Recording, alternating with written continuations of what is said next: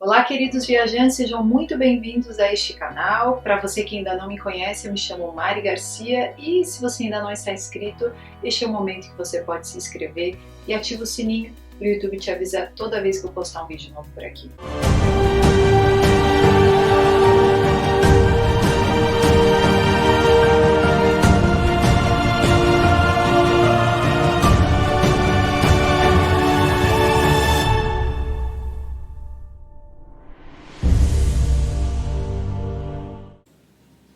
O quarto anjo tocou a sua trombeta, e foi ferido 1/3 do sol, 1/3 da lua e 1/3 das estrelas, de forma que 1/3 deles escureceu.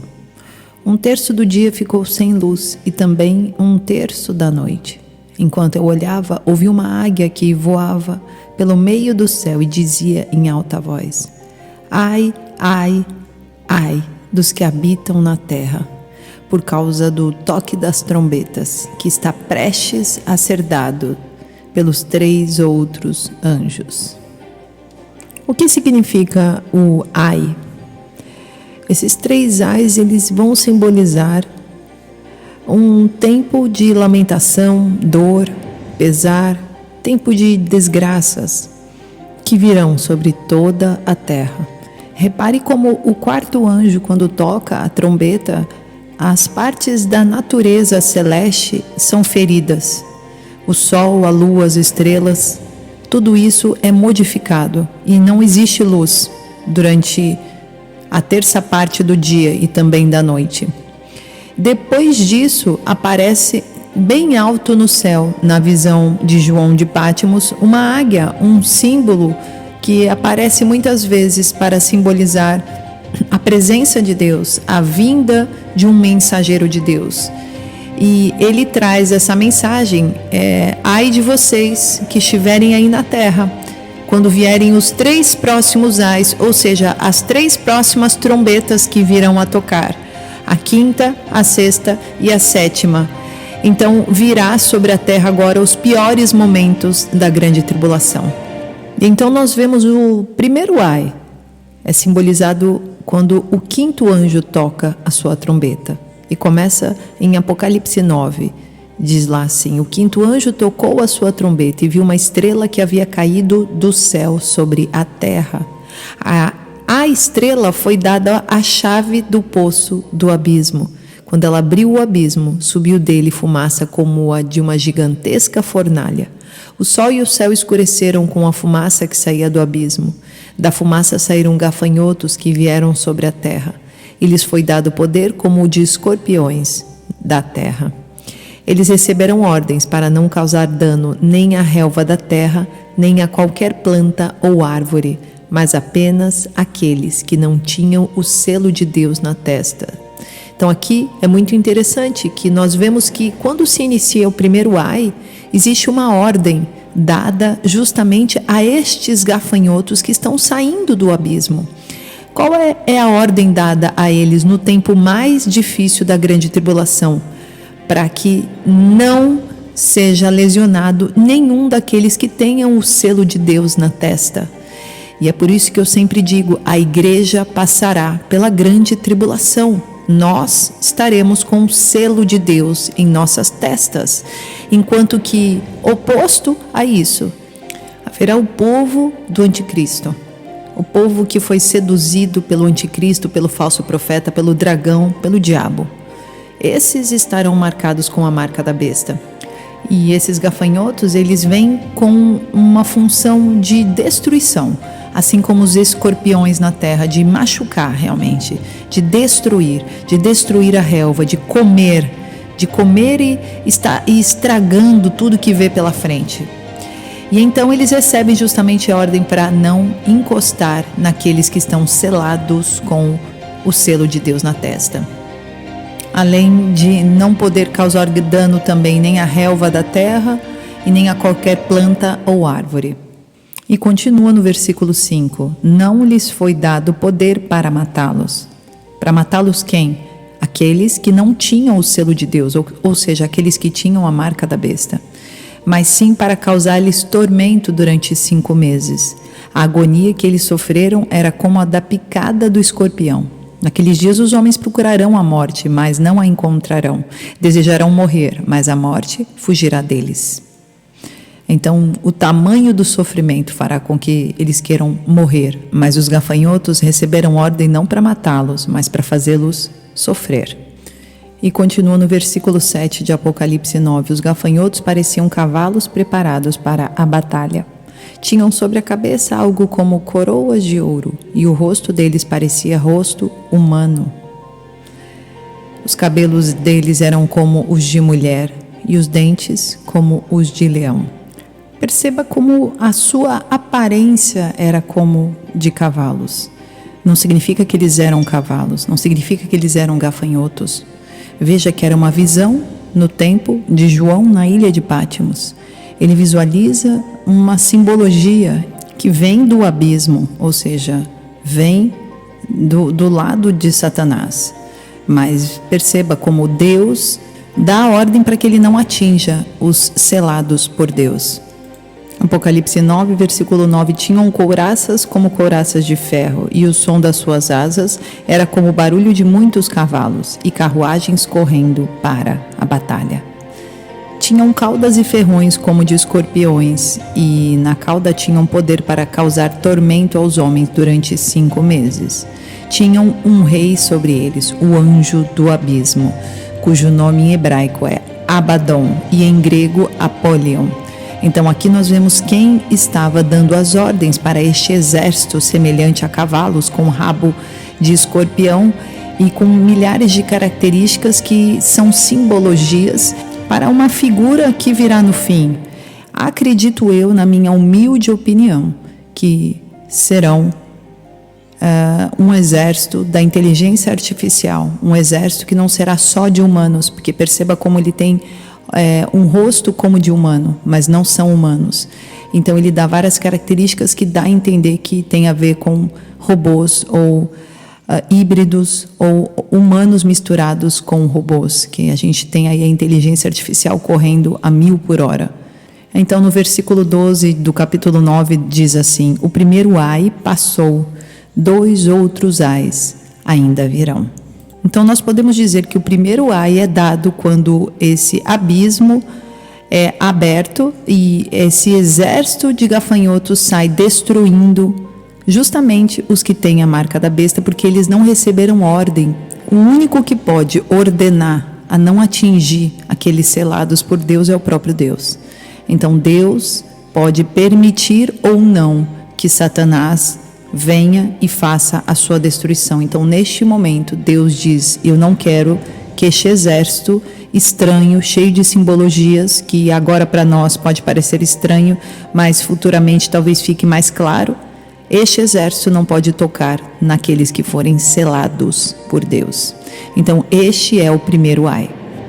A partir do momento que o 6º anjo toca a sua trombeta, nós podemos ler de Apocalipse 9, depois o Apocalipse 10, e depois lá no Apocalipse 11, nós vemos a respeito das 2 testemunhas, e no versículo 14 de Apocalipse 11, nós lemos assim: o 2º ai passou, o 3º ai virá em breve. Então nós podemos entender que o 2º ai está contido dentro dessa 6ª trombeta, mas vai finalizar todo o contexto desse 2º ai, porque na verdade é um tempo, né? Esse 2º ai é um tempo de desgraça, é um tempo de novas dores, novas lamentações, novos tipos de lamentações, na verdade. Ele vai finalizar após as 2 testemunhas aparecerem e serem mortas. Então nós podemos ver assim, Apocalipse 9, a partir do versículo 13: o 6º anjo tocou a sua trombeta, e ouvi uma voz que vinha das pontas do altar de ouro que está diante de Deus. Ela disse ao 6º anjo que tinha a trombeta: solte os 4 anjos que estão amarrados junto ao grande rio Eufrates. Os 4 anjos que estavam preparados para aquela hora, dia, mês e ano foram soltos para matar 1/3 da humanidade.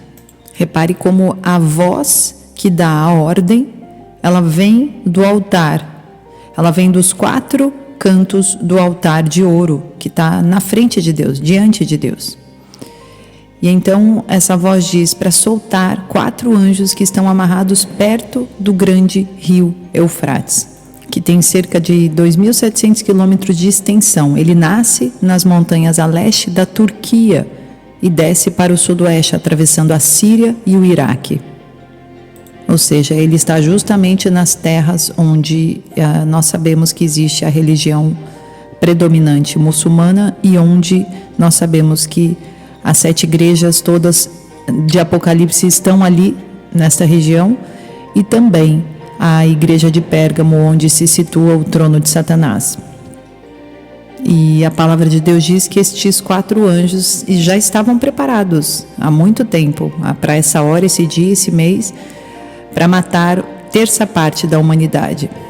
E continua em Apocalipse 9, versículo 16, o número dos cavaleiros que compunham os exércitos era de 200 milhões. Eu ouvi o seu número. Os cavalos e os cavaleiros que vi em minha visão tinham este aspecto. As suas couraças eram vermelhas como o fogo, azuis como o jacinto e amarelas como o enxofre. A cabeça dos cavalos parecia a cabeça de um leão e da boca lançavam fogo, fumaça e enxofre. 1/3 da humanidade foi morto pelas 3 pragas de fogo, fumaça e enxofre, que saíam da boca dos cavalos. O poder dos cavalos estava na boca e na cauda, pois a cauda deles era como a cobra. Com a cabeça feriam as pessoas. O restante da humanidade que não morreu por essas pragas, nem assim se arrependeu das obras das suas mãos, eles não pararam de adorar os demônios e os ídolos de ouro, prata, bronze, pedra e madeira, ídolos que não podem ver, nem ouvir, nem andar. Também não se arrependeram dos seus assassinatos, das suas feitiçarias, da sua imoralidade sexual e dos seus roubos. Então aqui aparece um novo exército, que é bem semelhante ao do primeiro Ai. E interessante que quando ele diz o restante da humanidade que não morreu por essas pragas, não se arrependeu, ou seja, aqui continua falando de pessoas que precisam se arrepender, ou seja, não são pessoas que já estão seladas por Deus. Então esse exército, ele atingiu justamente aqueles que ainda não tinham Jesus como Senhor e Salvador, ou seja, eles não se arrependeram das obras das suas mãos. Então eles não pararam de adorar outros ídolos e também não se arrependeram daquilo que eles tinham pecado, que é o primeiro princípio básico para você realmente seguir a Cristo Jesus, se arrepender dos seus pecados e entender que Ele é Senhor e Salvador da sua vida e que Ele derramou o sangue na cruz do Calvário pelos seus pecados. Perceba que esses 4 anjos, eles certamente são anjos caídos, porque eles estão presos ali no rio Eufrates, até que eles sejam liberados para cumprir o seu propósito, que tem dia e hora para acontecer. Algo parecido também acontece quando o dragão é preso durante 1000 anos no abismo, durante o milênio, e depois ele é solto novamente. Então são anjos caídos que ficam paralisados, ou seja, sem poder nenhum, até que venha o tempo e o propósito em que Deus permite com que eles realizem aquilo pelo qual eles estão ali esperando para fazer, que é destruição. Então agora nós vamos para o terceiro Ai, que se inicia no tempo do tocar da 7ª trombeta pelo 7º anjo. E aí nós podemos ver que caminha para o final da grande tribulação, porque vai finalizar realmente na volta de Cristo, que é após esses 7 anos da grande tribulação. Apocalipse 11, a partir do versículo 15, o 7º anjo tocou a sua trombeta e houve fortes vozes nos céus que diziam: o reino do mundo se tornou de nosso Senhor e do seu Cristo, e ele reinará para todo o sempre. Os 24 anciãos que estavam assentados em seus tronos diante de Deus prostraram-se sobre seus rostos e adoraram a Deus, dizendo: graças te damos, Senhor Deus Todo-Poderoso, porque és e que eras, porque assumiste o teu grande poder e começaste a reinar. As nações se iraram e chegou a tua ira. Chegou o tempo de julgares os mortos e de recompensares os teus servos, os profetas, os teus santos e os que temem o teu nome, tanto pequenos como grandes, e destruir os que destroem a terra. Então foi aberto o santuário de Deus nos céus, e ali foi vista a arca da sua aliança. Houve relâmpagos, vozes, trovões, um terremoto e um grande temporal de granizo. Perceba como aqui já começa a anunciar o tempo onde Jesus está voltando. Então o terceiro ai, ele já vem com um anúncio de que os tempos estão mudando, de que o mundo será destruído para que tudo novo se faça, novo céu, nova terra. Virá o tempo do milênio após a finalização de todas essas coisas, e quando Jesus vem para buscar o seu povo, a sua igreja. E o tempo da ira de Deus contra aqueles que vão ser julgados. Então aqui também já está falando sobre o tempo do julgamento. Também fala sobre o galardão, momento de recompensar os servos e os profetas e todos os que temeram a Deus, tanto importantes como humildes, tanto os maiorais quanto os menores servos de Cristo, porque para Deus não existe essa diferença que para nós humanos existe. Deus está o tempo todo olhando e procurando adoradores que o adorem em verdade e em espírito, e que possam ser um instrumento para Ele, verdadeiro na terra. E chega o momento em que Deus trará a sua ira sobre as pessoas do mal, as pessoas que matam pessoas na terra. Então, Apocalipse, lá no versículo 18, deixa bem claro este momento que a ira de Deus virá.